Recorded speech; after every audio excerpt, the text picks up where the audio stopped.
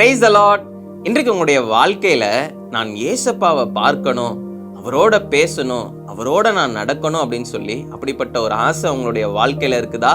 இன்னைக்கு வேத வசனம் மூலமாக ஒரு காரியங்களை நம்ம அறிந்து கொள்ள போகிறோம்.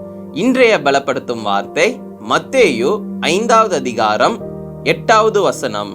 Matthew chapter 5 verse 8. இருதயத்தில் சுத்தமுள்ளவர்கள் பாக்கியவான்கள், அவர்கள் தேவனை தரிசிப்பார்கள்.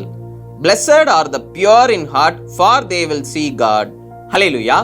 வேதவசனம் சொல்கிறது இருதயத்தில் சுத்தமுள்ளவர்கள் பாக்கியவான்கள் என்று, அவர்கள் தேவனை தரிசிப்பார்கள் என்று. இன்னைக்கு உங்களுடைய வாழ்க்கையில இருதயத்துல நீங்க சுத்தமுள்ளவர்களாக நீங்க இருக்கிறீங்களா?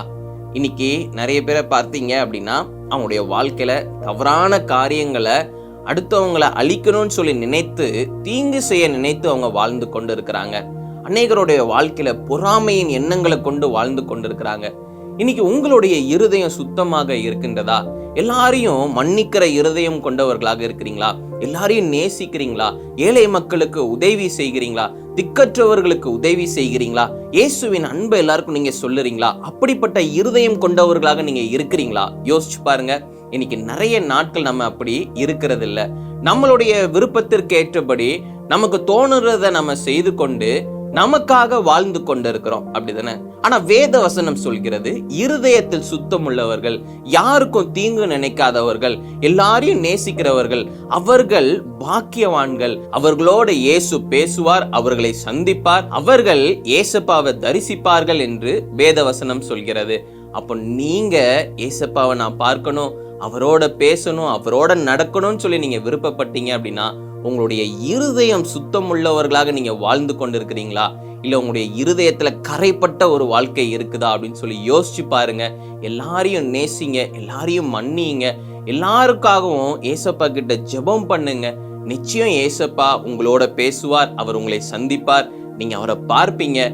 அவர் நிச்சயம் உங்களோட பேசி உங்க வாழ்க்கையில இருக்கிற திட்டங்களை வெளிப்படுத்துவார், உங்களை கொண்டு பயன்படுத்துவார். நாம எல்லாரும் கண்களை மூடி ஜெபிக்கலாம். எங்களை நேசிக்கிற நல்ல தகப்பனே, ஏசப்பா பிள்ளைங்க இந்த நாள்ல ஆண்டவரே ஏசப்பா உங்களை பார்க்கணும்னு சொல்லி ஆண்டவரே ஏக்கத்தோட இருக்கிறாங்க. இயேசுவே நீங்க தகப்பனே ஏசப்பா பிள்ளைங்களோட பேசுங்க.